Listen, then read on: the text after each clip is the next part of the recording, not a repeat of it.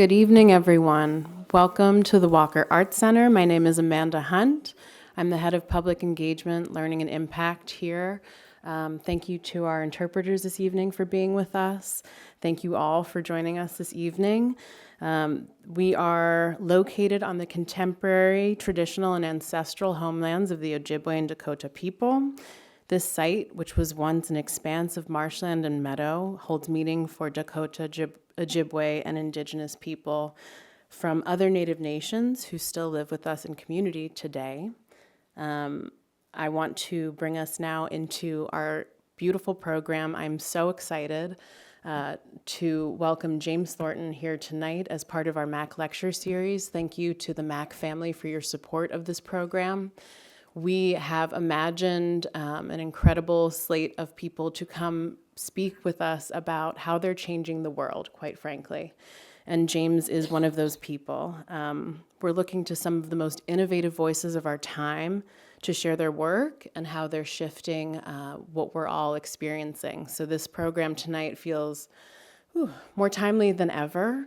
Thank you, James, for making this work. We initially had planned to present this talk in January, and the wildfires in California shifted everything. So just layers, I think, of meaning and intention and purpose and deep importance of you being here. So thank you again for joining us at the Walker. James Thornton is founder and president of ClientEarth, the world's preeminent environmental law group, with 300 lawyers and others holding governments and companies accountable across the globe. James was named one of the 10 people who could change the world by New Statesman. The Financial Times has given him a Lifetime Achievement Award. He has been named Green Leader of the Year 3 times. And as part of his work on this world, is also a Zen priest, poet, and author, and recently appointed professor at the Oxford Smith School of Enterprise and Environment, where I think you'll go after this. So again, thank you for being here. His most recent book, Nature, My Teacher, explores how to enter the wisdom of nature so that we can save the living world. Based in Los Angeles, Thornton has built strong support from the arts community for ClientEarth and other organizations, and his innovative legal work can be sampled in a TED Talk about China, viewed by over 1 million people at this point. So we are just so lucky to have him here with us tonight. James will share his thoughts and his work.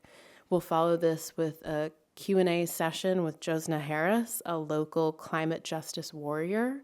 But until then, please join me in welcoming James to the stage.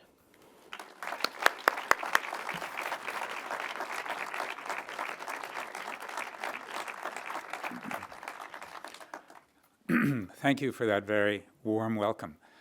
And I'm just thrilled to be here. It's given me the opportunity to think deeply about some things that are very dear to me and try and formulate a vision that I'll share with you tonight. And this is a propitious location to do that, because the Walker is one of the great art institutions of the world. And that leads me to tell you a story that connects to my theme, and my theme is how to save civilization. The formal name of the talk is Art and Saving Civilization, because I see them as going together very intimately. So some years ago, I met in London with a hedge fund billionaire to raise money for the environmental law group I founded, ClientEarth. He's called Nikolai Tangen and is notable in the art world for having built the world's greatest Nordic modern art collection. I was explaining to him how we have to arrest climate change to save civilization. Half an hour in, he stopped me, and he really stopped me, and I thought, I usually get further than this. He said, I have just understood something I never understood before. I love art. To have art, we need to have civilization. To save civilization, we need to stop climate change.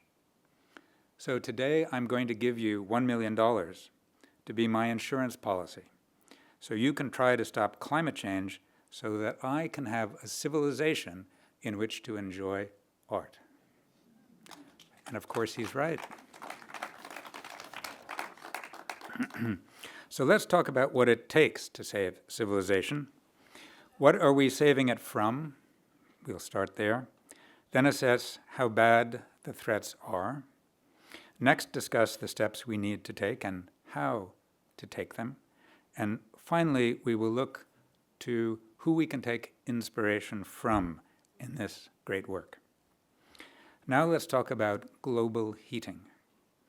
It's no secret that we are changing the global climate. Primarily through burning fossil fuels, we are pushing temperatures up. The UN says that 90% of CO2 emissions come from burning fossil fuel. Extra heat in the system is like putting a flame under a pot of water. The water heats up, becomes chaotic, and boils. The same with the global system. As it heats, it becomes more chaotic, with greater and more violent storms, more droughts and fires, and those more intense. And the heat eventually cooks civilization. The Paris Agreement set a target. Nations agreed to try to arrest temperature increase to no more than 1.5 degrees centigrade. But they said in no event must it ever raise more than 2 degrees centigrade. The bad news is that last year we had already hit 1.5 degrees. And James Hansen, a leading American climate scientist, recently said that 2 degrees centigrade is no longer possible.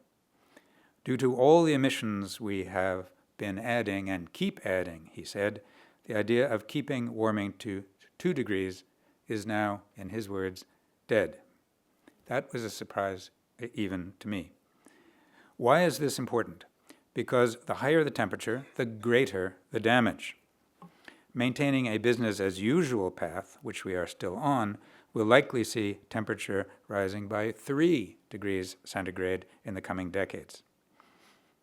A group of banks, including J.P. Morgan, recently said that no one, in their view, would take any of the required actions to stop the world from warming to 3 degrees. They went on to recommend investing in air conditioners. I'm with you. That deserves a groan. Running air conditioners, by the way, increases global heating. As temperature rises, a band 10 degrees north and south of the equator becomes uncomfortable and crops fail. Then this region becomes unlivable.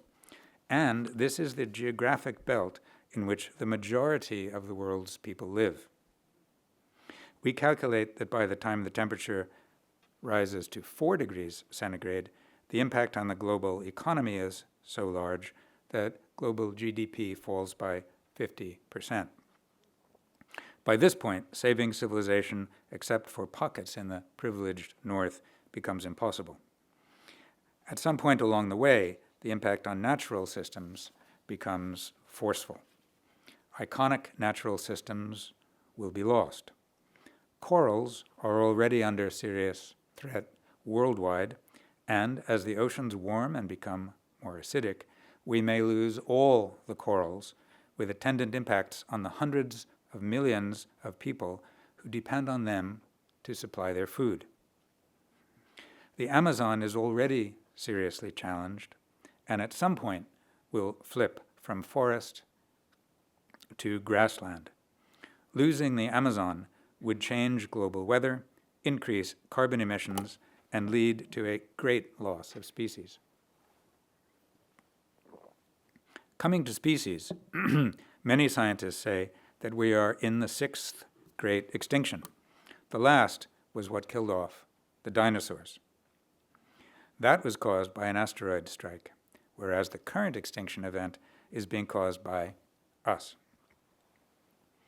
Already we have lost 70% of the number of wild animals in the world, and this loss happened in just the last 50 years. If you compare the weight of all wild animals on Earth to the weight of people and their livestock, you get an interesting result.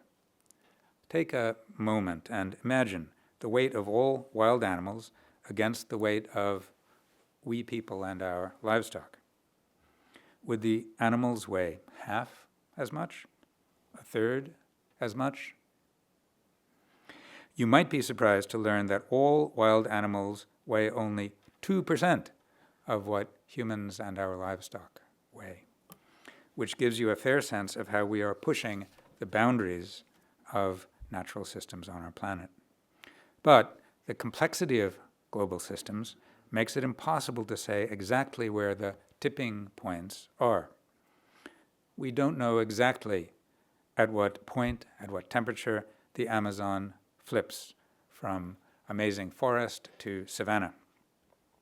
We don't know exactly at what point the corals would disappear, or the methane locked in the Arctic tundra would bubble out to greatly speed up global heating.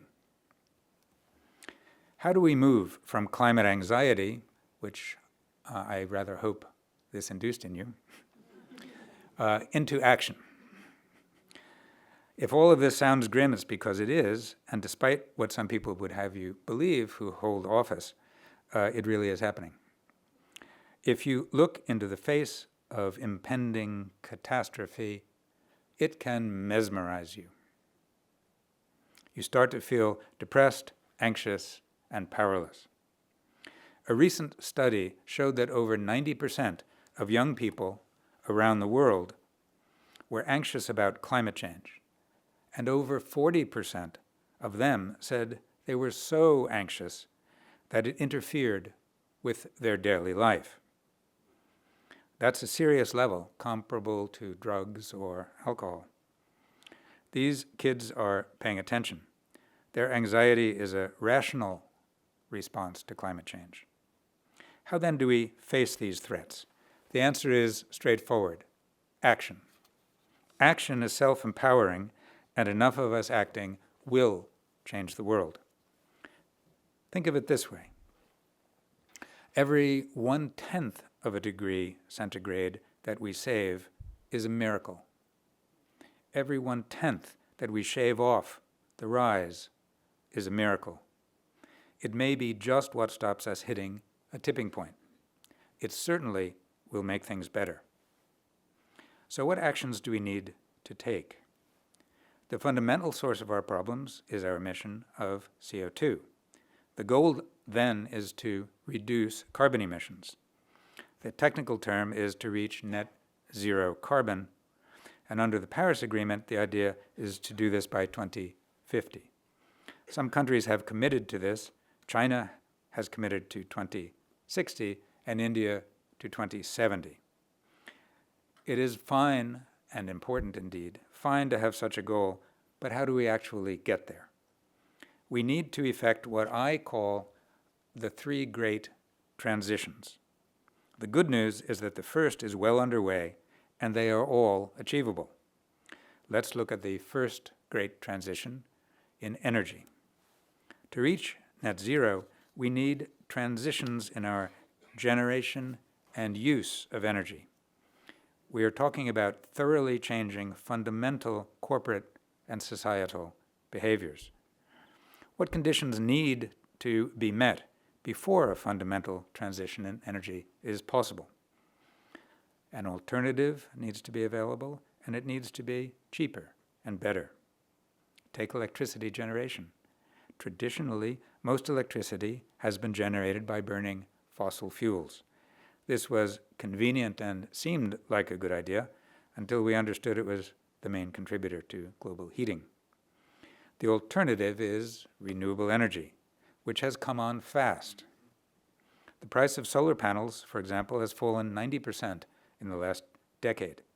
Few inventions since the Industrial Revolution have ever fallen so fast in price. Renewable energy is now so cheap that in much of the world, it is cheaper to build a renewable energy system than it is to simply run an existing coal-fired power plant. Many people's response to this welcome news is, well, that's just great then. The markets will make it all happen and drive the transition. I disagree. The market on its own will not deliver the transition, at least not as fast as we need.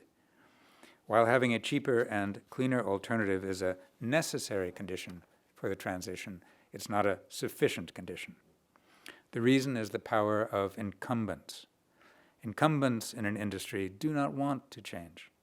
They use their power to stop or slow down transitions.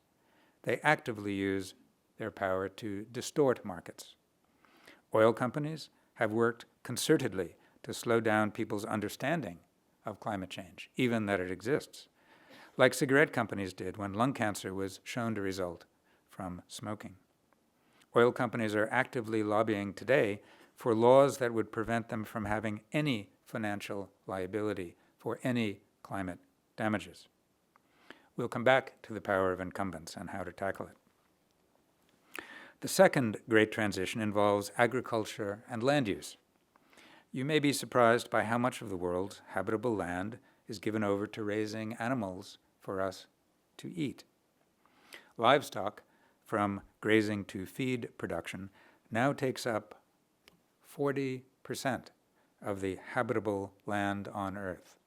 40% of the habitable land on Earth. That's a lot of the Earth that we dedicate to burgers, no? The main driver of rainforest destruction around the world is beef production, followed by soy and palm oil. Not to be ignored is agriculture's contribution to global heating. Around 20% of CO2 emissions come from agriculture. So the time for a transition here too has come. Recall that we were saying that a necessary condition for a transition is that there is an alternative, ideally an alternative that is cheaper and better. For the energy transition, as we have seen, that is clearly renewable energy. What about agriculture? Are there alternatives that are cleaner and better? I have great hope for the alternatives in this domain, and here's why. You can now grow in a lab what you can grow on the land.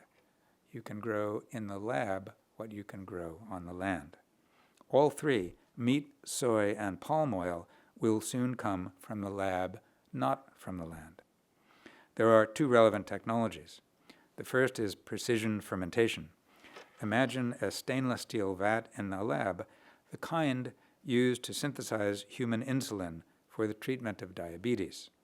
So we are talking about pharmaceutical-grade work.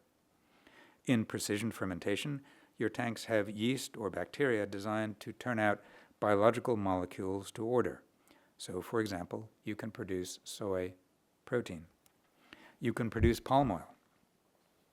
Let's stay with palm oil for a moment. This kind of production greatly reduces energy inputs, water inputs, and pollution outputs. Palm oil synthesis in the lab takes a couple of weeks, instead of years to grow a palm oil tree for what is an annual crop. Since palm oil is used in half of all products in supermarkets, and you might want to check as you go through a supermarket. I was surprised when I learned this and I started reading labels. But it's used in half of all products in supermarkets. You can then produce your pharmaceutical-grade palm oil in a factory right next to your factories that make the cookies, the soap, the shampoo, and all the rest of the products that use palm oil. No more rainforest cut for palm oil, and no reason to keep the plantations that you now have. Instead, you can rewild them. A number of companies are working on this making of palm oil, and the Financial Times had a glowing report of one company called C16 Biosciences based in New York. The cost still needs to come down, but that's normal. This technology is at a much earlier stage of development than the solar panels, where we saw the cost fall precipitously. The second technology that will liberate our land around the world is cultured meat. I rather like the use of the term cultured here, particularly in a place like the Walker, because it makes it seem very sophisticated. and indeed it is sophisticated. You may be familiar with meat alternatives like Impossible Burgers, and they come from precision fermentation, as we've just been discussing. Indeed, Cargill a local, very important corporate citizen in Minneapolis, is investing in a company called Enough, based in the UK, which produces a fungus-based meat alternative, rather like the product called Quorn that you might know. But cultured meat is altogether different. It is not a meat alternative. It is meat. It is clean meat grown in the lab with no pesticides, no herbicides, no fertilizers, no antibiotics, no growth hormones. Think of this new kind of meat as beyond organic. I should actually patent that. And come to think of it, it sounds very good. Think of it as pharmaceutical grade meat. You take a few cells of a cow, chicken, or pig, or of bluefin tuna, and nurture it in a vat of formula designed to make the cells grow. So you get actual beef, pork, chicken, or fish with far lower energy and environmental costs. A friend recently went into a restaurant in Singapore. On the menu were chicken nuggets grown in this pharmaceutical way in a vat. The shining vats were on display through a window in the restaurant. The menu said that the chicken was locally grown. Very locally indeed. And the taste was the same, which is most encouraging. The difficult part of the technology is creating the complex protein architecture that you need to make something like a steak. So the first uses will be for chopped meat.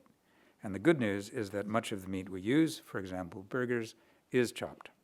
In Asia, where most of the world's people live, using chopped pork and shrimp in dishes and dumplings is already the norm. So substitution of cultured meat should be relatively easy. Several $100 million of investment annually is known to be going into the development of cultured meat, and much more may be going in the United States, Israel, and China. Indeed, China is investing heavily in cultured pork, which they prefer to the Americans' beef. I call it their Pork for the People project. China may see cultured meat as an opportunity to perfect a new technology, drive down the price, and own a global market, much as they have done with solar energy and car batteries. Estimates for the growth of the cultured meat industry are encouraging. One global consultancy predicts that by 2040, a third of all meat production and consumption globally will be of cultured meat. So let's imagine again. Imagine that things move this way. Then what could happen if most of our meat and soy and palm oil were made in labs? We could then take all the land that was given over to producing these and rewild all of that land. The benefit for nature conservation and species would be remarkable, and the climate benefits as well. Recall that 40% of the habitable land on Earth is used for livestock. Imagine that we could liberate part of that, say 30% of the habitable land. Our team calculated that if that amount of land were rewilded, the carbon drawdown would save 0.2 of a degree of global heating all on its own. And remember that every 0.1 is a miracle. And to put the opportunity in context, the amount we would be able to rewild is massive, roughly equivalent to all of North America. Certainly a worthy project. I mentioned the problem with incumbents in the energy arena. The fossil fuel companies are highly resistant to a transition to renewable energy. The same may be less true in the agricultural space. The big meat companies, such as Tyson and JBS, two of the biggest, want to sell a quality product at a reasonable cost. They may not care whether their beef comes from a cow grazing in what used to be rainforest or from a lab.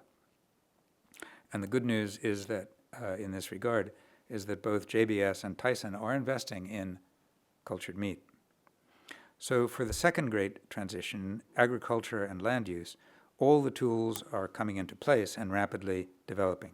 What's needed next is bringing it to scale.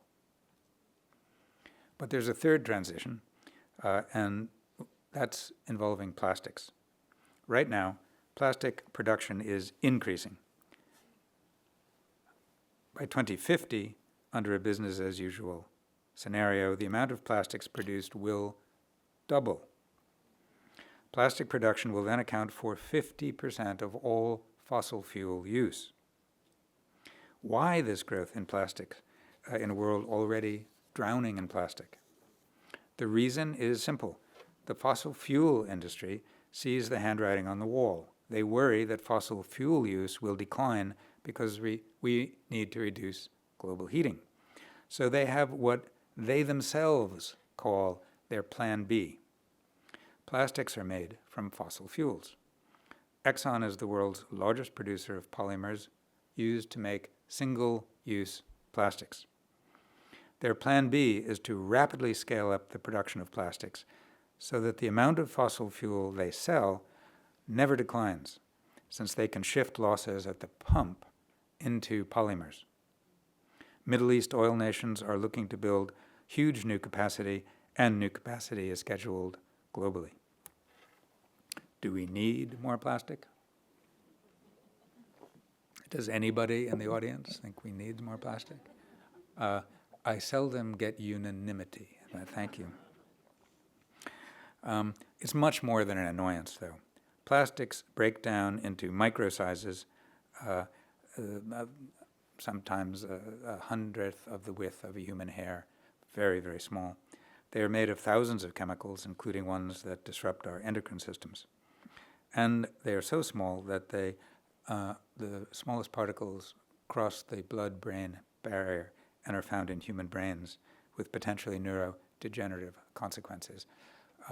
Small baby birds found dead on an island in the Pacific recently had their brains examined, and their brains were full of microplastics. And it's thought that that may be one of the reasons that they were dying. An article in the New York Times today, very interesting, scientists looking at human brains from cadavers have been finding lots of microplastics in our brains. They estimated that the likely amount in our brains is around the same as all of the plastic in a spoon like this. That startled me, and I doubt it enhances our cognition. So the first global analysis of the impacts of plastics on natural systems was recently done by the Stockholm Resilience Institute. They looked at plastics in the seas, at microplastics in our blood and brain. They found that plastics were making all other environmental problems worse. Their breakdown products are, for example, beginning to reduce crop yields, just when droughts and global heating are already reducing yields. Recycling is an attempt to stem the plastic tide, but this has so far been ineffective. In the United States, only about 5% of plastic is recycled. And there has been an attempt to make a global treaty on plastic production reduction, that parallels the Paris Agreement on climate, but it's so far been ineffective. No conclusion has been reached, and it won't surprise you that's due to the influence of the industry. This third transition, which is away from fossil plastics, is greatly needed. But can we find a cheaper and better alternative? This transition is at the earliest stage of the three, but a promising development comes from an application of AI. Researchers have used AI to design polymers from biological materials, not fossil. In theory, you could use precision fermentation to design inputs and then produce polymers. You would design the polymers so that they're easily recyclable and do not have all the toxic effects of today's fossil polymers. But there is much work to be done here. If we are to have a healthy society, though, we need to solve this third transition. So stepping back, how do we make these transitions happen? Fundamentally, we need a positive vision, one that gives people opportunity and hope in the near and in the far term. As a lifelong environmentalist, I'll be the first to admit that we have not conceived of a positive vision. We've been focused on putting out fires. This is understandable, as there are a multitude of problems, and the modern environmental movement dates only from the 60s. So we need a positive vision, and the vision needs to be long-term. What examples of successful long-term thinking can we look to? Two examples I look to may surprise you. The first is the Heritage Foundation, and the second is China. They each provide an example of moving the future in a direction you want it to take, one in a democratic system, one in an authoritarian system. The Heritage Foundation is a conservative American think tank. You will likely know its Project 2025, which plays such a large role in the vision and action of the current administration in Washington. The foundation started up in 1973 out of a distaste for landmark environmental legislation, the Clean Air Act, the Clean Water Act, and the National Environmental Policy Act. These key laws were signed by Richard Nixon because he believed in them. Those were the days. The Heritage Group felt that these laws began moving the country in the opposite direction from what they believed was right, so they decided to become thought leaders on the right. They came up with their first blueprint for how the government should act before Reagan was elected. Its influence was enormous, with Reagan passing many of their prescriptions into law. They had a vision that was, at the time, extremely remote from the mainstream: to stop environmental protection, remove the right to abortions, shrink the government, eliminate social programs. What I admire about them is not the content of their thinking, which is entirely contrary to my own, but the scope of their vision. They saw what they wanted, created the intellectual frameworks.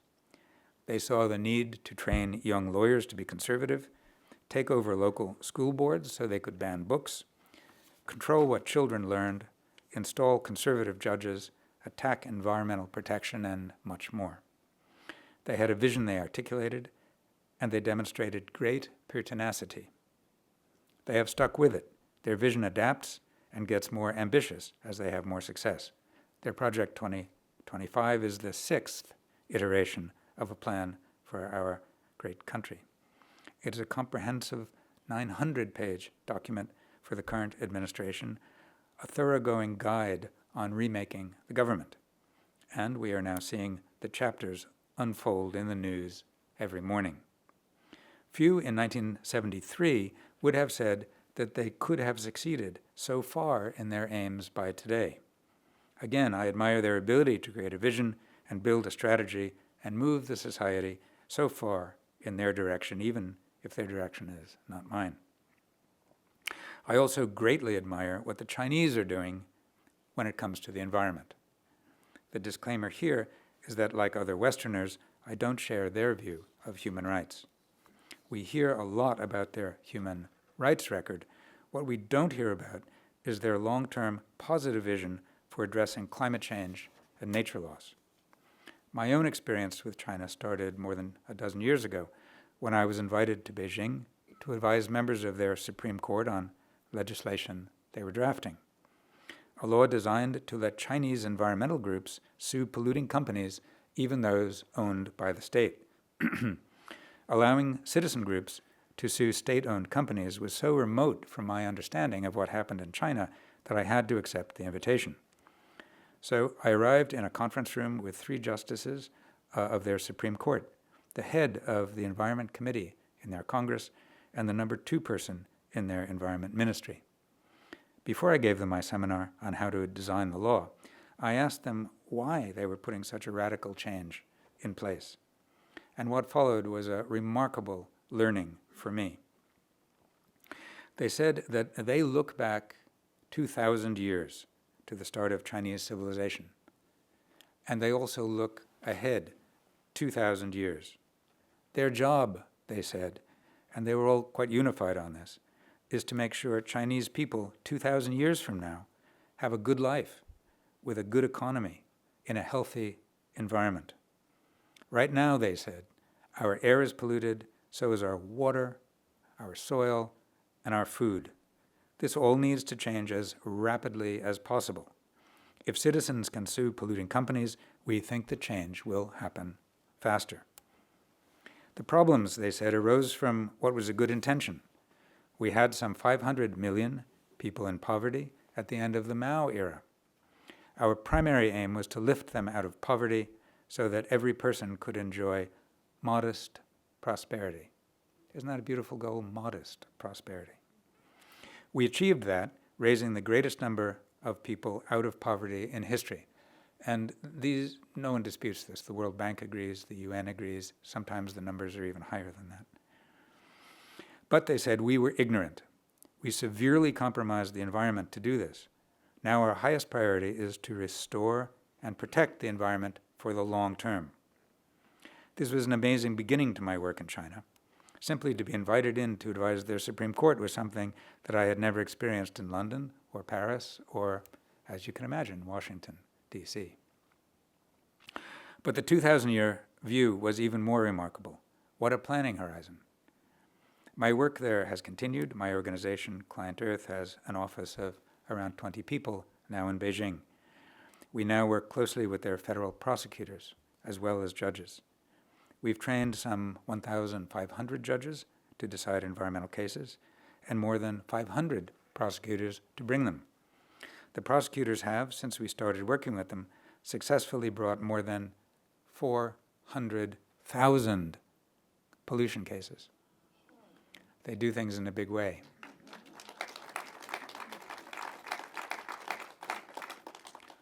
Thank you. I will let them know what Minneapolis thinks. They will find this deeply encouraging because they wish people knew more about this. But now I want to go deeper. All this activity is remarkable, but it's only a small part of the Chinese picture. As I worked with them, I was privileged to become a member of the Politburo's environmental think tank. I learned that they have a comprehensive, positive vision of a sustainable future. They call it ecological civilization. We've had, they say, 3 types of civilization so far. We had a hunter-gatherer civilization, then around 10,000 years ago, an agricultural civilization. Then the Industrial Revolution began an industrial civilization in which we still find ourselves. And now next we need an ecological civilization. That's their view. They wrote it into their constitution in 2018. All of their policy is seen through this long-term lens. All their foreign investments, too, which now must be green.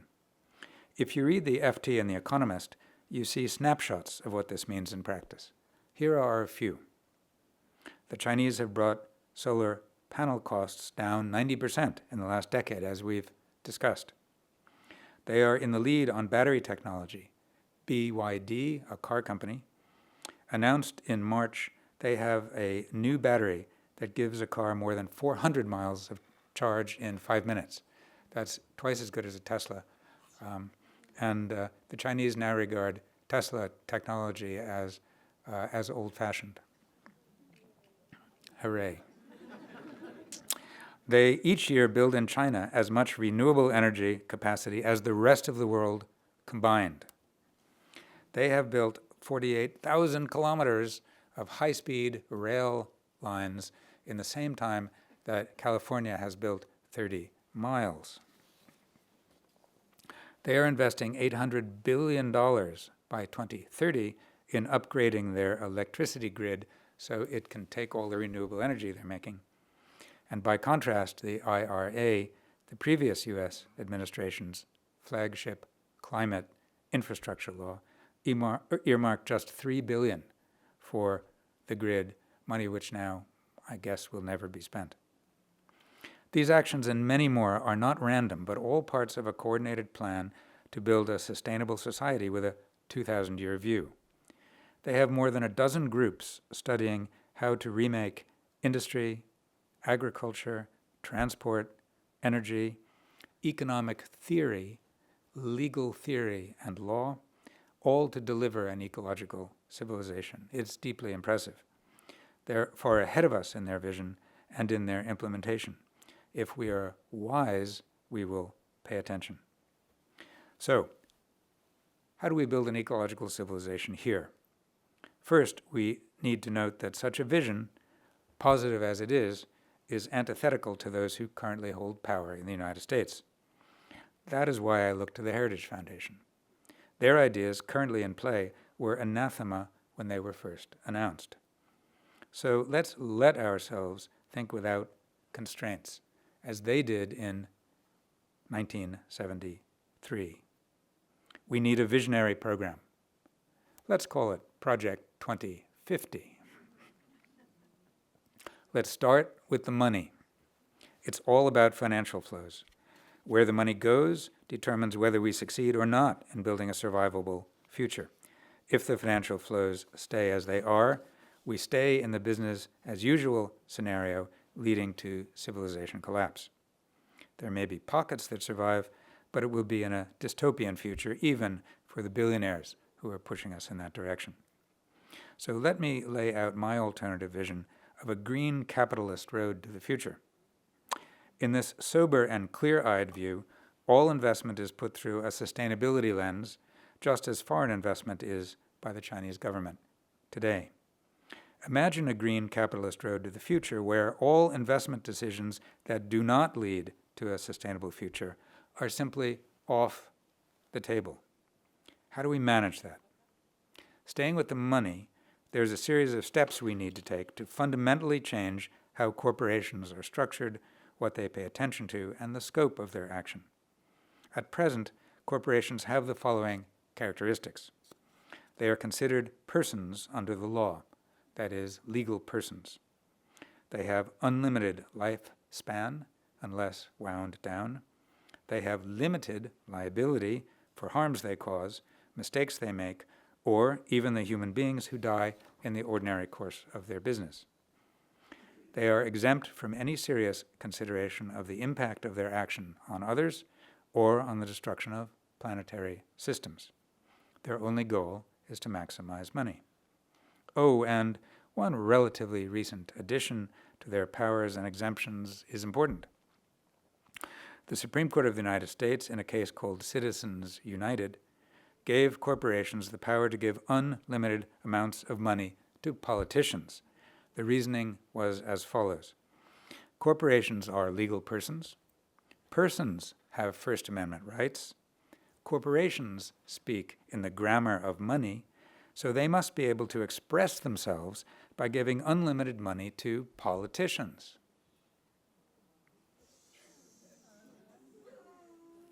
I'm not kidding. This decision gave corruption constitutional protection. Question, how would you act if you had the powers of a corporation? Think about that. What would you be like if it's a person, you're a person, if you had the powers of a corporation? If you had unlimited lifespan, limited liability, unlimited ability to pay politicians, and your only objective was to increase your cash pile, you might not be a very good person. You might not be interested in the sustainability of the culture which gave you all of those powers. You might not spend a lot of time thinking whether what you are doing will lead to healthy people in the place that you do business in 2,000 years. So what changes in the rules of the game would ensure that you become a good citizen? The fundamental problem is that you, as a corporate person, are entirely selfish. This needs to change if civilization is to survive. One fundamental shift in where the money goes would be a good place to start. Consider this fundamental proposition. Climate risk is financial risk. That is all you need to know. It is self-evidently true, but only beginning to be integrated into law and financial decisions. A lot of our work involves this. But I'm far from alone in saying this, that last week the CEO of one of the world's largest insurance companies, called Allianz, said that climate risk is so serious that it threatens the viability of capitalism and the viability of civilization. Now consider, if you really understand that climate risk is financial risk, then everything you want to do as a capitalist changes. You want to avoid climate risk in your investments. You want to reduce your exposure to physical climate risks, like fire and flood. You want to invest in developing alternatives, like renewables and cultured meat. You want to build the infrastructure that renewables need, like an upgraded electricity grid.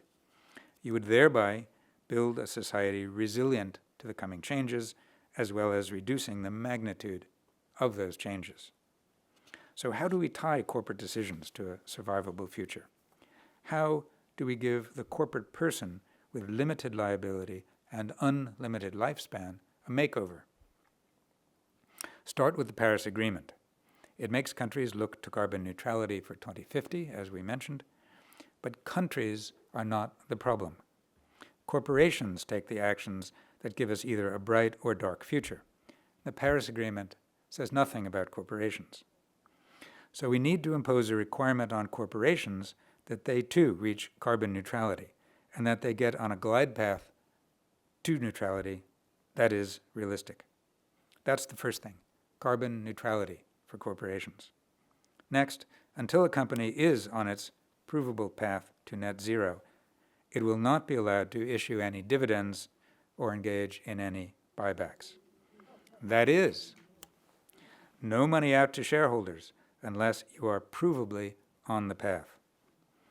This is simple, revolutionary, and would work, but it will not be easy to bring about. There are, of course, other elements of the architecture we need to put in place to tame corporations. Tying dividends to carbon reduction is only one of them, but a great place to start. If civilization collapses, it will be because we have not tamed our corporations, because we have not made them into good citizens. Is it realistic to imagine that Exxon and all the rest could do this? Could they ride the green capitalist road and still get rich? Of course they could.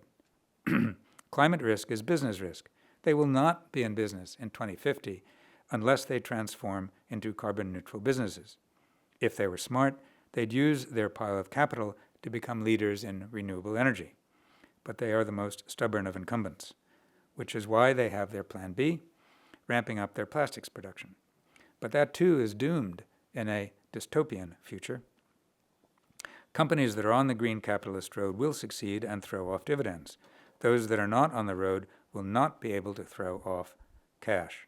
They will increase their cash on hand and become attractive takeover targets for those with the vision to get on the green road. Now imagine that we find persistence, strategic vision, and funding like the Heritage Foundation, enough that we get these rules in place. Then we will need to police them. Some corporations will stray off the path through intentional illegal conduct. Some will greenwash, pretending to act well, but only pretending. Such bad actors will need to be checked. So we will need to train judges and prosecutors around the world to enforce existing laws and the new legal regime we bring in. The organization I founded is already training judges around the world and working with prosecutors. We also need to train citizens, lawyers around the world to be alive to use the law to protect people and the planet, to help write new laws, to help governments implement these laws, and to bring cases, where needed, to correct bad actors. A global legal brain of citizens, lawyers, lawmakers, prosecutors, and judges can create and enforce the laws that we need. We at ClientEarth are building just such a global legal brain. The rules of the game need to change if we are to save civilization. We need to be visionary and also patient and diligent to bring about these needed changes. Remember, every 1/10 of a degree of climate change avoided is a miracle. Will it be easy to damp down global heating and to give corporations a makeover? Of course not. But in 1973, it seemed inconceivable to overturn Roe against Wade or have a president intimidate judges and put university departments into receivership. The vision, strategy, and persistence of the Heritage Foundation led to the kinds of changes they wanted. 40 years ago, would anyone think the Chinese could lift 500 or more million people out of poverty, go on to make solar panels cheap, make the best electric cars in the world, and compete with American AI technology? Yet their vision of ecological civilization has brought them far and made them global leaders in creating a sustainable civilization. The vision of the Chinese, the persistence in a democratic country of the Heritage Foundation. Linking these two, the needed change is certainly possible. Is it worth trying? Is civilization worth saving? Today we are in a palace of art. Remember the story I told at the beginning about Nicolai Tangen, the great Norwegian art patron. He understood and spoke it clearly. I love art. To have art, we need to protect civilization. So let us all work together to address climate change and nature loss. Let's save civilization so we can enjoy art, so we can enjoy music, and we can enjoy the smiles of our grandchildren. Thank you.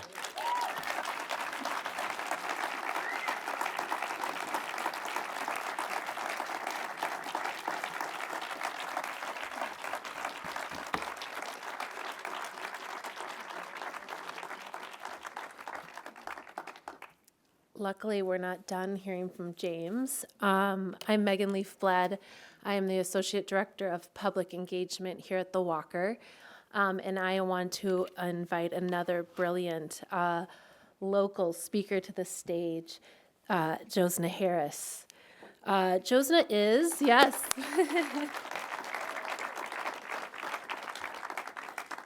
is the founder of Change Narrative, which exists to build capacity in the climate justice movement through the power of our stories.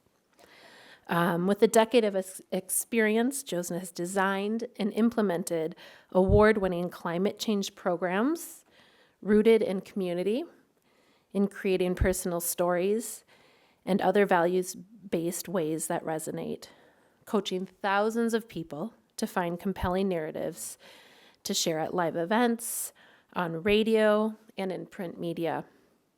Harris has led the creative process and co-edited the 2020 book, Eyewitness, Minnesota Voices on Climate Change, is the producer of the 2020 Minnesota Fringe Festival venue pick show, Changing the Narrative, Climate Stories for Justice, and is the recipient of the 2023 Creative Climate Communications Award from the Minnesota Climate Adaptation Partnership. Jothsna is named a 2023 Obama USA Leader, which is part of a cohort of 100 change makers across the nation who are working to strengthen democracy. And they currently serve on the board of the Great Northern Festival, which is a wonderful organization in town. If you don't know about them, are doing a lot of work around winters and celebrating our culture and climate. So I'm going to step out of the way and let them continue a conversation. And after they're done, we'll have a few moments for one or two questions. So thank you for joining us, Jothsna. Thank you so much. Well, James, it is such an honor to be here with you and to be in conversation tonight. I just love the vision of the world that you are so deeply committed to building. You poetically call it a global legal brain of citizens, lawyers, lawmakers, prosecutors, and judges who are changing the rules of the game to save civilization. And that global legal brain, it can be more aligned, patient, and persistent than the Heritage Foundation.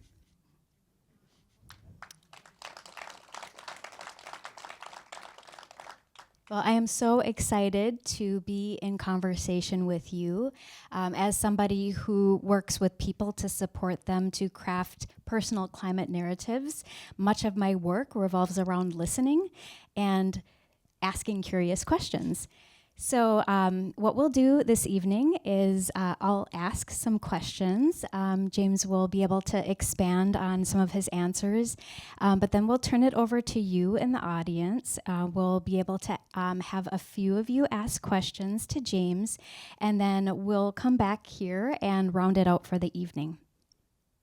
So let's get started with that. So first of all, I find it fascinating that in addition to your influential role in law, science, and policy, that you are also an author, a poet, and a Zen Buddhist priest. It makes me wonder, first of all, with your vast experiences, just how many lives you have led. but it also makes me curious to hear your take on the importance of balancing the analytical, technological, and scientific ways with the humanities, spirituality, and the matters of the heart. Let's start with a small question. Thank you for that question. It's very deep indeed, and it's one that I've been holding for my whole life. So thank you for asking it. I can answer on two different levels. One is I don't think it's possible to create a compelling vision that's only analytical, and that's really what I was criticizing the environmental movement, including myself, for. That we've analyzed problems, and we had the idea, or the environmental movement, and I think all progressives have tended to have the idea that if we knew the stuff and just told people what the reality was, it would convince them, and they would add it all up like we did, and things would move in the right direction. Well, I hope we've all learned our lesson that that's not what it takes, and that you also need story, and story connects up with your deepest emotion. People are. I've always thought that Aristotle got it wrong when he said that we're rational animals. We're actually storytelling animals, and we haven't yet told the right story to entrance people into the positive vision we need to go. So I think analytical and creative need to go together. Otherwise, we're not going to get there. And in terms of spiritual experience, I mean, if I hadn't been meditating for all of these years, I absolutely couldn't have done my work. It's what's gotten me through. And if you meditate a lot, it works. And one of the things that happens is that you get less self-based, and you become more interested in the rest of the world. Becomes more interesting, partly because you don't see the boundary between yourself and the rest of the world in the same hard way you used to do. So that when I'm looking out at you, I'm looking at myself. When I'm walking through a forest, I'm walking through myself in a very real way. And you want immediately and emotionally to take care of everything and everyone. And in Buddhism, we take a vow to save all sentient beings. That's a vow to save all sentient beings. And being a literal-minded sort of guy, I interpret that to be all you, animals and plants in the world, all living systems on Earth. So saving all sentient beings for me isn't theoretical. It's actually trying to make sure the environment is safe for everybody. And in that way, my spiritual practice and my work are exactly the same, and one supports the other. So for me, there's no difference. Doing law is my spiritual practice. As much as when I try and influence politicians or when I write poetry. And without writing the poetry and the novels, I also am not sure I could have stayed sane to the degree that I am, whatever degree that is. It reminds me of neuroscientist Antonio Damasio, who shares that information only becomes meaningful to the extent that it evokes emotion. It's hard to fight this battle with logic alone when it is a deeply emotional one. Absolutely, yeah. Well, I have a follow-up question to that, which is, in recent years, we have heard a lot more acknowledgement of the mental health impacts of learning about and dealing with climate change. Mm-hmm. And understanding that climate grief and anxiety now are being talked about, and that the research shows that it is skewing to the younger generations. And I'm wondering, James, if climate grief or anxiety is something that you deal with, and if you have tips for the rest of us for how to cope with it. Another very deep and important question, and absolutely. I mean, there was a time in my life when I was kind of almost catatonic from these fears and worries, and it was again in a meditation retreat. In Zen you do these long meditation retreats, and the question that I went into it with was, will life survive? And I had what may seem like an obvious thing, but it was an explosion at a very deep emotional level, that however badly we handle things, we won't exterminate all of life. We won't exterminate all of life. Life on Earth will go on.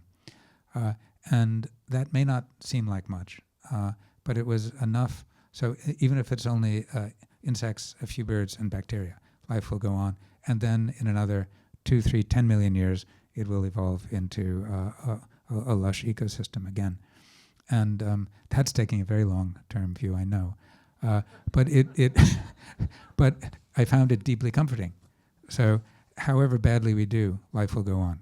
So that was the foundational for me. But nevertheless, climate anxiety obviously is something that maybe not obviously, I'm admitting it, is something that I deal with. And one of the things I've noticed about it is that so all of these kids, I mentioned these amazing statistics, over 90% of young people around the world, even more in countries like Bangladesh, but also in countries like Sweden. I mean, it was very consistent from country to country, with those most impacted even more than others, but all very high. And then imagine young people saying 40%, or 42, I think, of young people, that my climate anxiety is so strong that it has negative consequences in my daily life. That's why I was comparing it to drugs or alcohol abuse. That's really high. And the thing about it is that most anxiety is irrational. Anxiety arises, and when it becomes, in most psychiatric situations, and when it becomes very overpowering, it's not a rational response to things. Something has gone on a kilter, on a cycle that is where it shouldn't be. I don't think the same is true with climate anxiety. I think climate anxiety is deeply rational. It's looking at the problem and feeling it with your whole body and mind. So what these kids are doing is the right thing. They're seeing it and they're feeling it with their whole body and mind. It's their future. It's the future of civilization, of all animals and humans. And then the question is, what do you do about it? And for me, it has to be action. So if you feel that, you feel disempowered. But if you then say, I can do something about it, I can act, then it completely changes the mental realm that you're living in. You step out of a hell realm into a realm of activity, into a realm of positivity, and it can be any sort of action. And we can talk more if you like about that. Yeah. Yes, I hope we will. So another question that I'd like to ask, James, you talk about the 3 great transitions: energy, agriculture, and plastics, that every degree saved is a miracle. How can we ensure that justice is also at the forefront of these efforts, and especially when we think about the problem of incumbents, that we are now have a very serious resistance to the ideals of an inclusive and just world where all people can survive and thrive. So the question is, as we take action on climate change, how can we ensure that we also center justice in our efforts? Again, very important, because unless we bring everyone with us, we won't create the civilization we want to live in. And unless everyone has a place in it, it won't be an ecological civilization. One of the ways I think about this is that a number of the elements of these big transitions, I know they can seem kind of technological, and they are when I talk about them, but a lot of them have directly to do with people's lives and livelihood. For example, the energy transition is key in this. In Southeast Asia, there are something like 500 million people who don't have electricity. And if you don't have electricity, there's no way that you can have a good life. And this is one of the fundamental things that I think is important in creating social justice, is to make sure that everyone has the elements of a coherent, good, safe life. Otherwise, it's just talk. So working to give people energy from renewable, clean sources all throughout Southeast Asia is one of the most profound steps I think we can take to creating social justice, because then a good life becomes positive. And we're working on that. I mean, we helped the Chinese and the Indonesians come together around a deal in which the Chinese invested $54 billion in Indonesia renewable energy to take it away from coal. So that's one example. Another example is pollution.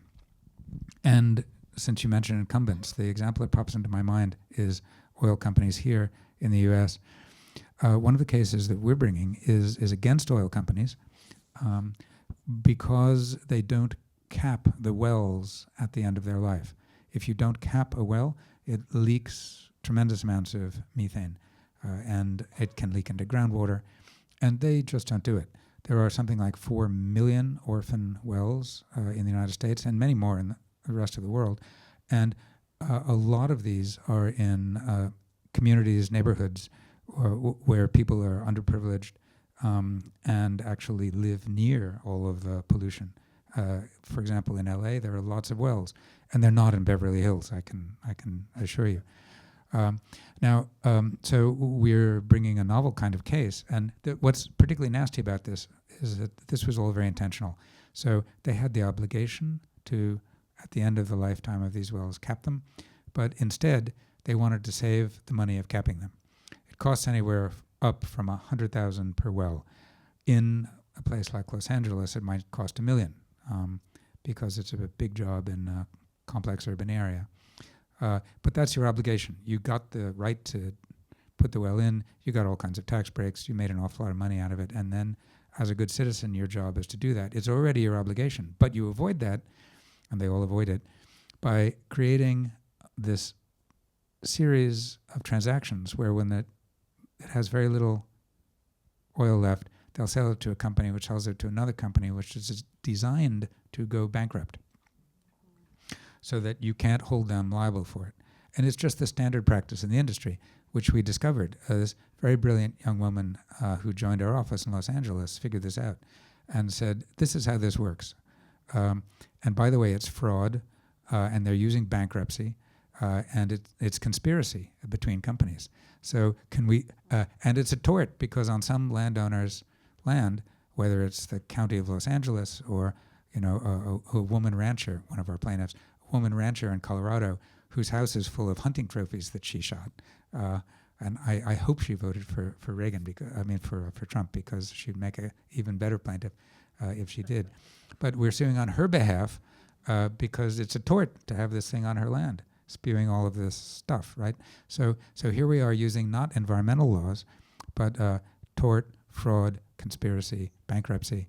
And it's a way of getting around an administration that wants to get rid of the environmental laws, because if you're using the inside of corporate law, it just grinds on, and there's nothing much they can do against you, unless there's a new law, which I wouldn't be surprised, a new federal law, one of the few in this current administration that's actually a law rather than a decree, that says we no longer consider fraud a problem at all.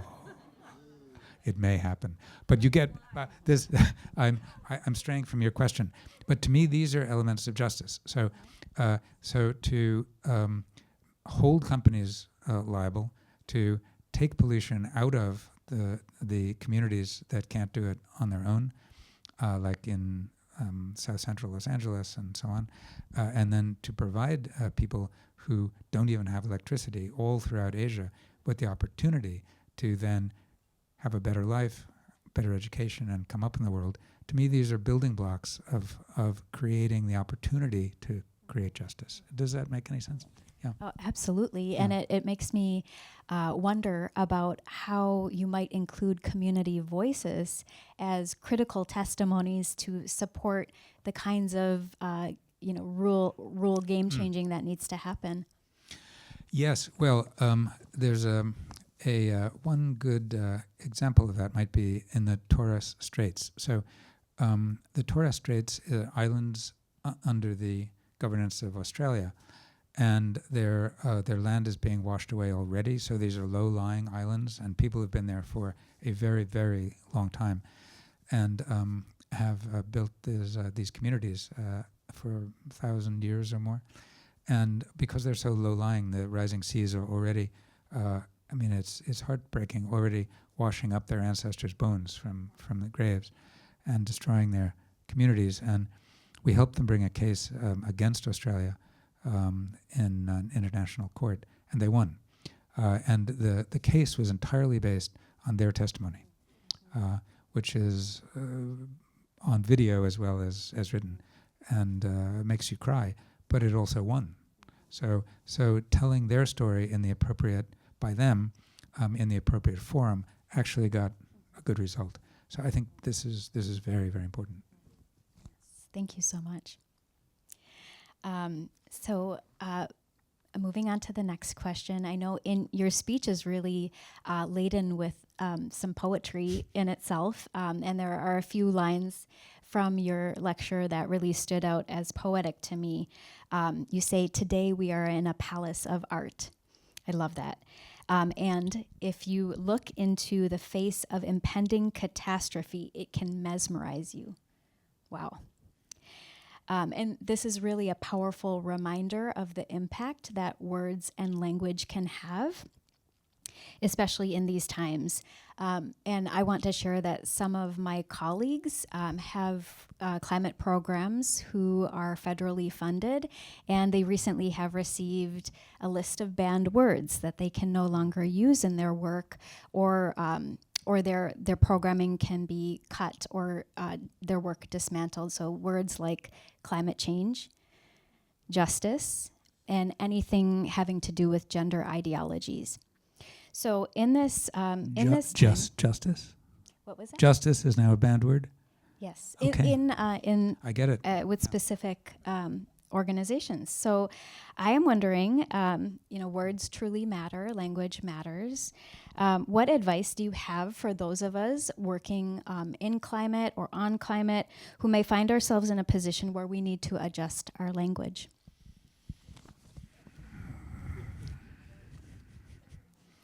Another deep question.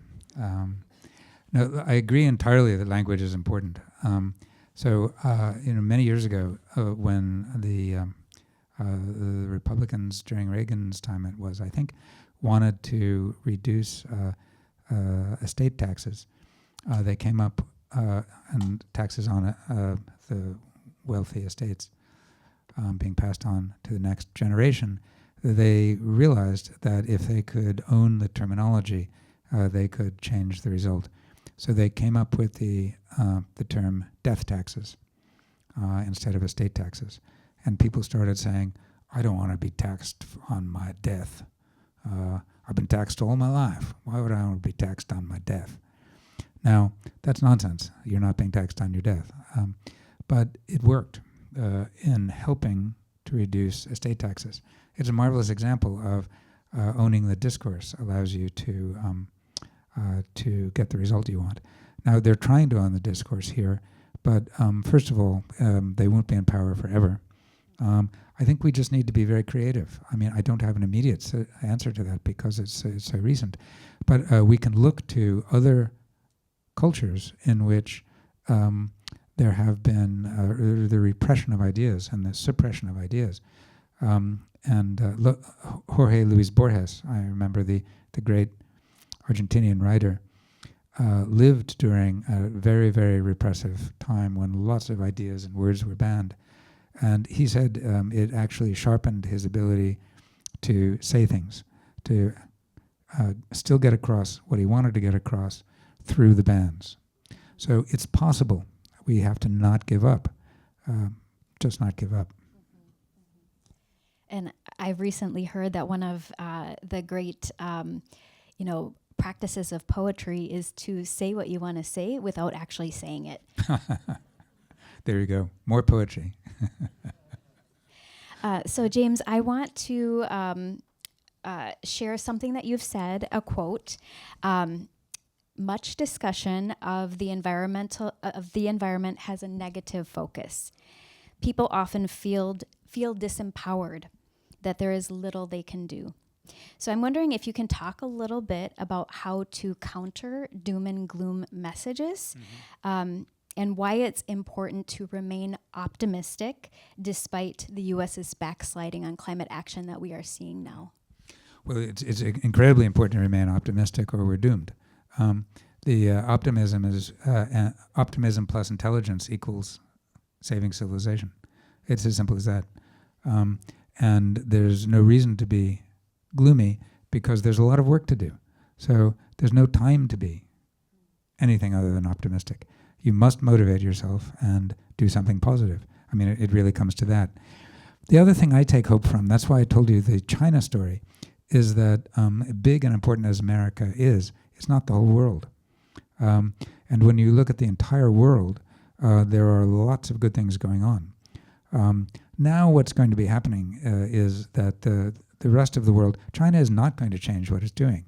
I mean, China actually understands very well that it needs to protect itself, and it has this long-term view, and it can only do that if it does all of these very cool things it's doing on climate.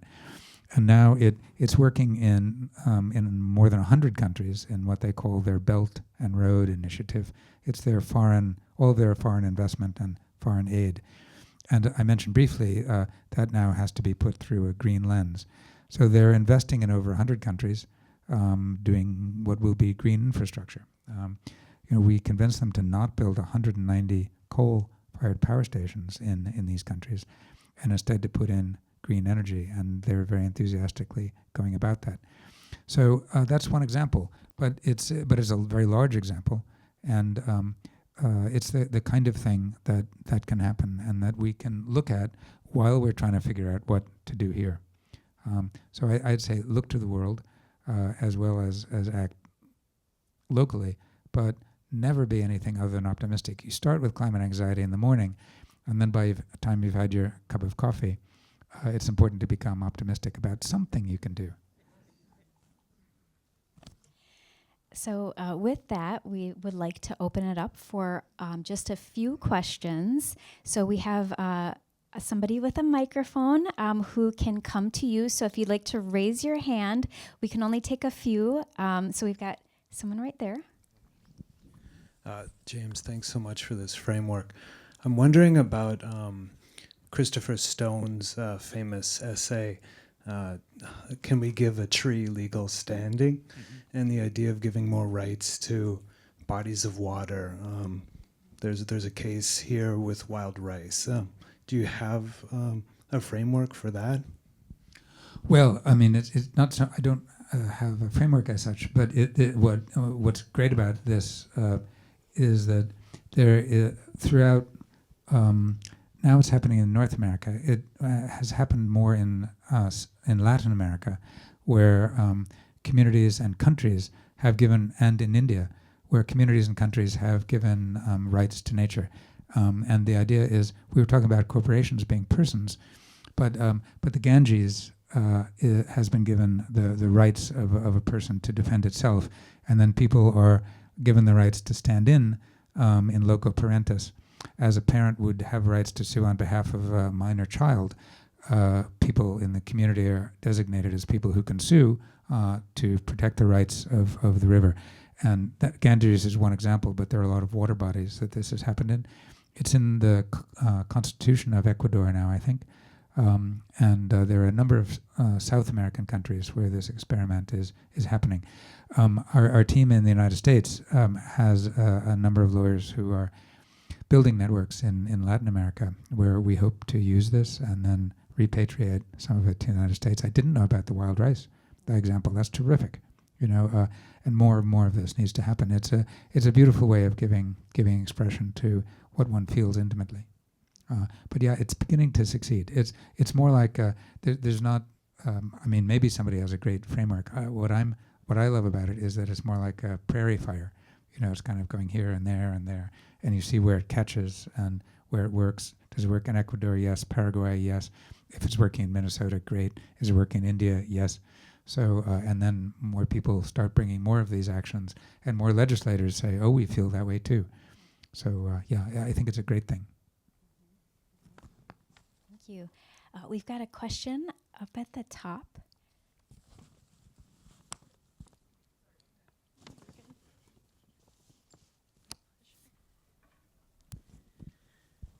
So when you train lawyers and judges to do all of this wonderful work, but say there's a hypothetical country where the law of the land is ignored by, I don't know, say the Supreme Court and the federal government, Yeah. and then what? Yeah. I mean, how do you find a way around the morass that we're in? Mm-hmm. Well, let me give you two strands of an answer, because you've asked another enormous question, and that we're all groping for a solution in. But two things give me elements of hope. One is that that we have been finding a way of using corporate law, as in the example I gave of the oil wells, to do stuff that the government can't do anything about. So we're representing that woman in Colorado who is suing the oil companies. And the powerful nature of this is so it's just a couple of hundred plaintiffs now. But and we've succeeded at the first stage of the case already, and it will succeed. The potential there is to actually reform the oil industry's economic model, because imagine 100,000 times 4 million wells, that's $4 trillion that they've avoided in costs. If we can push those costs that are theirs back onto them, that changes the economics of the industry. And if in future cases where they're drilling a well, they need to understand that they are liable for it, it changes the economics of new oil as well. And we obviously want less oil. So there are ways to work around what's happening and still get stuff done. So you need to defend, but we're with exquisite care on the attack, consistently on the attack. And that's just one example of it. So that's one thing that you can keep doing that gives you hope. On the larger question of what about a Supreme Court and so on, so I set up an office in Poland about 15 years ago or so. And in Poland at the time, there was a center-right government, and you could get things done. I mean, we could walk in and talk to the minister. And then a very conservative government, kind of a prototype of the government that's here at the moment, came in. They fired the Supreme Court judges they didn't like through a clever ruse, and they took over much of the press and made it sort of their organ. You know, imagine if there was only Fox News. Yet 5 or 6 years later, citizens got tired enough of it that they voted them out. And that's what has to happen, you know, and things are moving in such a dramatically negative fashion so quickly here. You know, Make America Great Again really means let's attack American greatness as fast as we can. And I hope people will get very tired of it, and maybe even quicker than in Poland, and then we just have a change.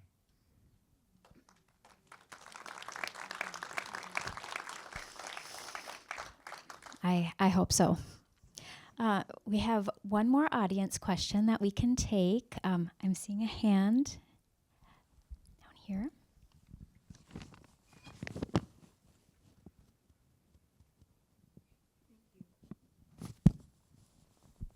Hi, I am a student of biomimicry, which I don't know if you're familiar with. Yes? Okay, great. And there's a lot happening, again, with technology and systems change, using more natural ways of building technology. Mm-hmm. I'm wondering if you've done any work in the area of, a change that has to happen on a city level to get a living building built or things like that. Are you working in that realm at all?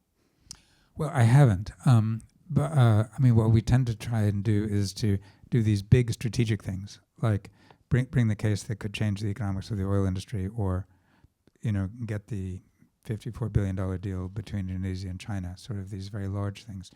But these things are highly complementary, and, in a sense, we haven't had enough people to do that yet.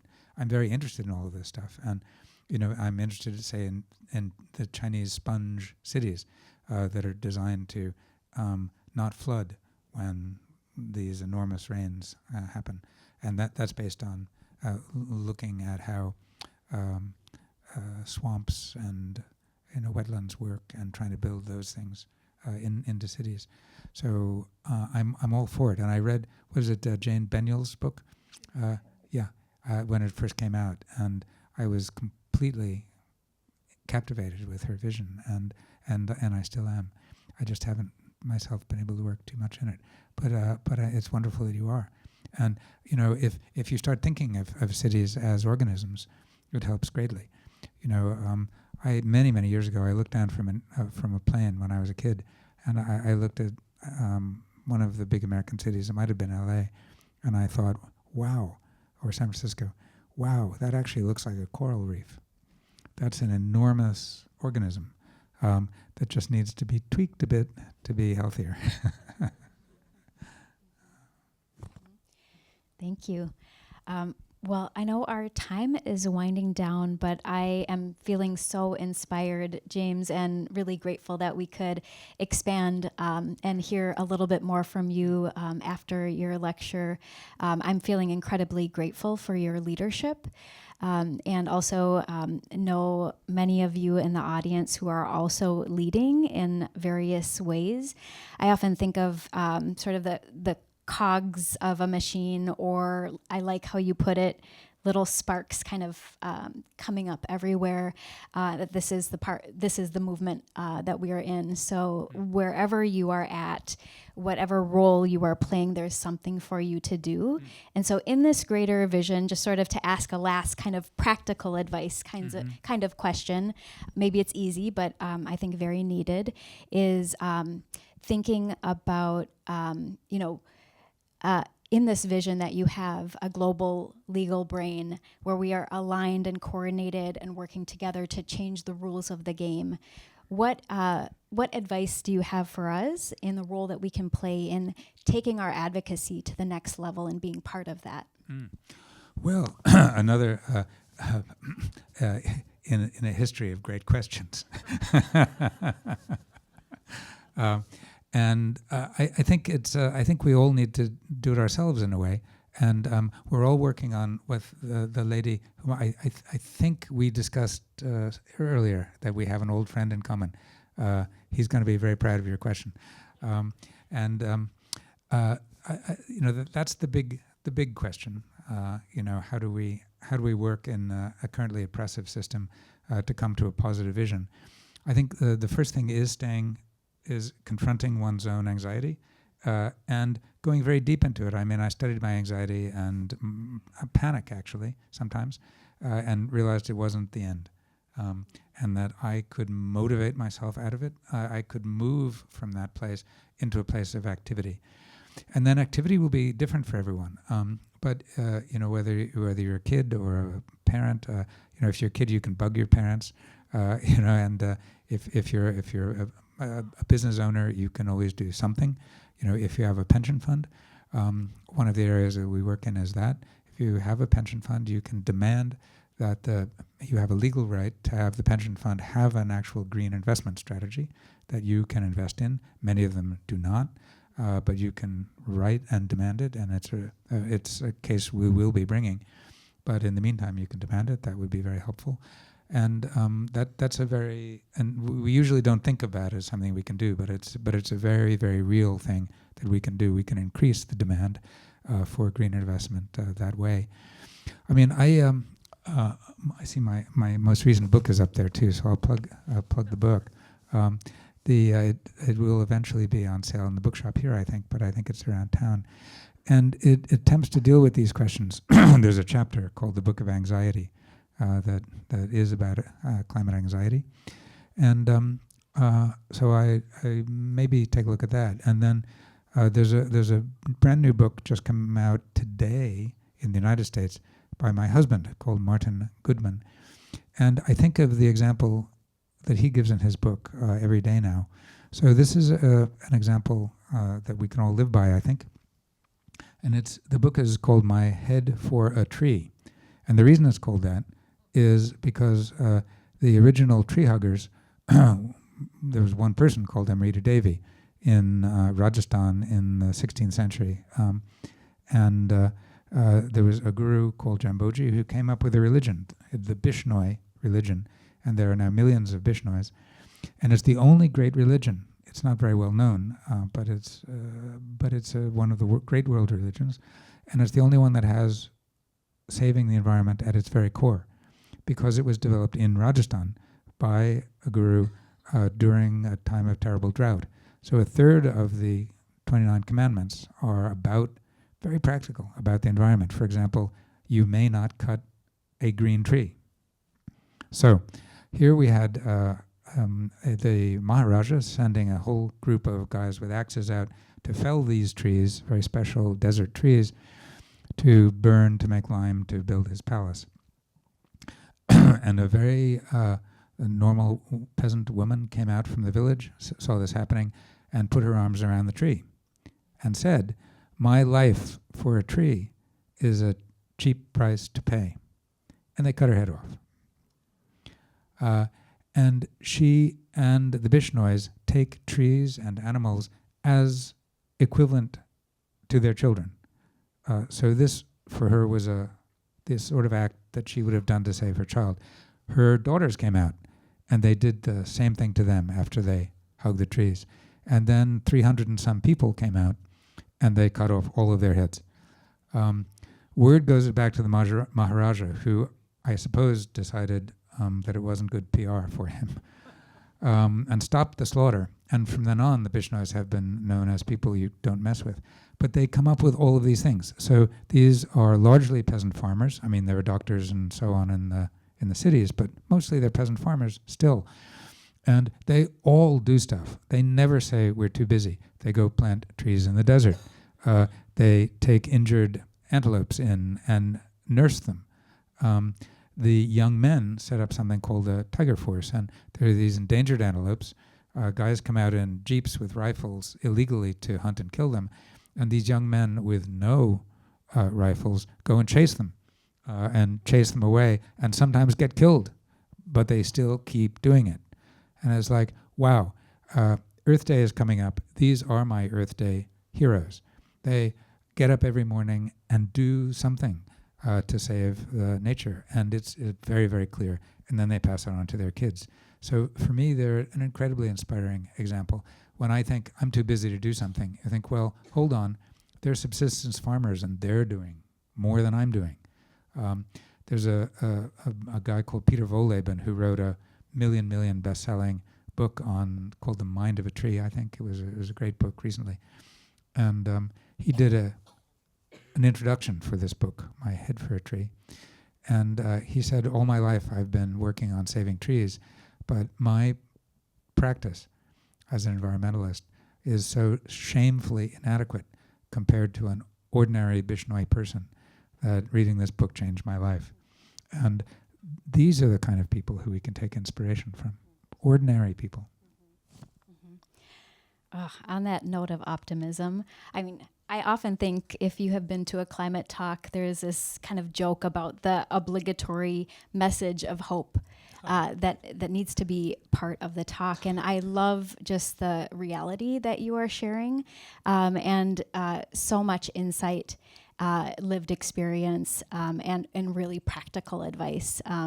But, sharing courageous heroes, courageous leadership that you have witnessed, and how you are taking on that as inspiration. And I hope we can also take that inspiration as a byproduct. I think one thing for me that I'll be taking away is thinking about maybe in the morning when I am feeling anxious or a little bit of the doom and gloom, to maybe have that 5-minute pity party, but then have a cup of coffee and think about what can I do, and to try to shift that into action and optimism. I think that's a really good challenge, and I hope something that you all can embrace as well, and that you are taking something away from this night with real seeds of action that you can engage with in your own lives in whatever role that you are playing. So I want to thank you, James, for your time with us tonight. And I'm going to kick it back over to Megan, who will close us out. I'm going to be so quick.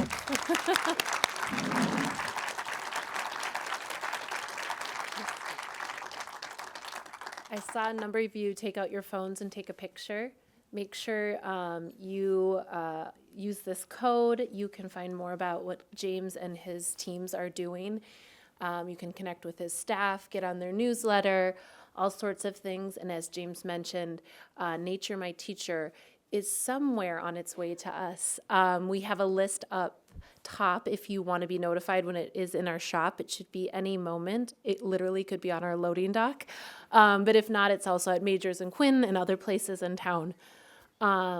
And I just want to end with gratitude for all of you who spent this evening with us, for all that has been shared, for both of you, for the visionary work you've been doing, for your diligence, your patience, but for your action. And encourage all of us who are here in community together to keep in conversation and keep in touch. And just, again, thank you.